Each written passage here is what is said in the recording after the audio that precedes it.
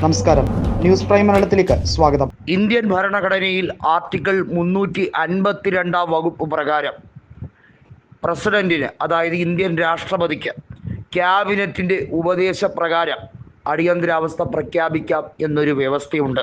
അതിനെ കൃത്യമായി പഠിക്കുകയാണ് ഇപ്പോൾ മോദി സർക്കാർ. അതായത് സുപ്രീം കോടതി കേന്ദ്ര സർക്കാരിന് കൊടുത്തത് ചെറിയൊരു പ്രഹരമല്ല. സാധാരണയായി നാഷണൽ എമർജൻസി പ്രഖ്യാപിക്കുമ്പോൾ അത് എത്രയും പെട്ടെന്ന് പാർലമെൻറ്റിൻ്റെ ഇരുസഭകളും അംഗീകരിക്കേണ്ടതായുണ്ട്. അത് 6 മാസം വരെ അതിൻ്റെ വാലിഡിറ്റി ഉണ്ട്. എന്നാൽ അതിനെ പാർലമെൻറ്റിൽ, സഭയിൽ അതിനെ എതിർത്തുകൊണ്ട് ഒരു സിമ്പിൾ മെജോറിറ്റി ഉണ്ടാകുകയാണെങ്കിൽ ആ നാഷണൽ എമർജൻസി എടുത്തു മാറ്റേണ്ടതുമാണ്.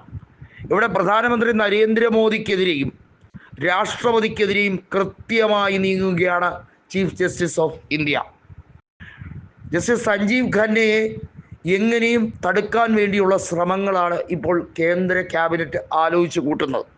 നമുക്കറിയാം, മെയ് മാസം 13-ാം തീയതിക്ക് ശേഷം പുതിയ ചീഫ് ജസ്റ്റിസ് ഓഫ് ഇന്ത്യയാണ് വരുന്നത്. അതായത് നിലവിൽ സഞ്ജീവ് ഖന്നയുടെ കാലാവധി 13-ാം തീയതി തീരുന്നു എന്നർത്ഥം. എന്നാൽ അതിന് മുന്നോടിയായി അദ്ദേഹത്തിന് വേണമെങ്കിൽ പ്രധാനമന്ത്രിയെ നീക്കം ചെയ്യാം. പ്രധാനമന്ത്രി ആ ജോലിക്ക് യോഗ്യനല്ല എന്ന് 142-ാമത്തെ ആർട്ടിക്കിൾ ഉപയോഗിച്ചുകൊണ്ട് ചെയ്യാൻ കഴിയും. നിലവിലെ ഭരണഘടന അതിന് അനുശാസിക്കുന്നുണ്ട്.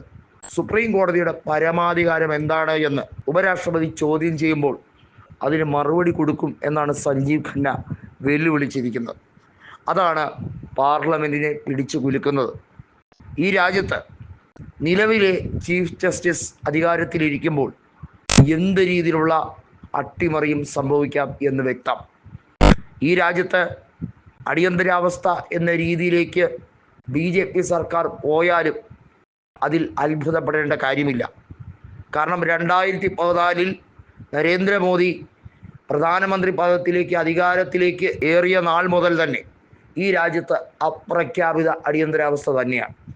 സംഘപരിവാർ അജണ്ടയും ഹിന്ദുത്വ അജണ്ടയുമാണ് നരേന്ദ്രമോദി പയ്യെ പല രീതിയിലും നടപ്പിലാക്കാൻ ശ്രമിക്കുന്നത്.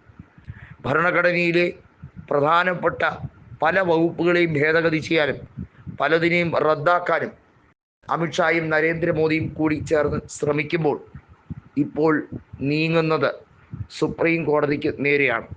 സുപ്രീം കോടതിയിലെ ചീഫ് ജസ്റ്റിസ് നരേന്ദ്രമോദിയുടെ കളിപ്പാവയല്ല എന്ന് വീണ്ടും അദ്ദേഹം തെളിയിച്ചു കൊണ്ടേയിരിക്കുകയാണ്.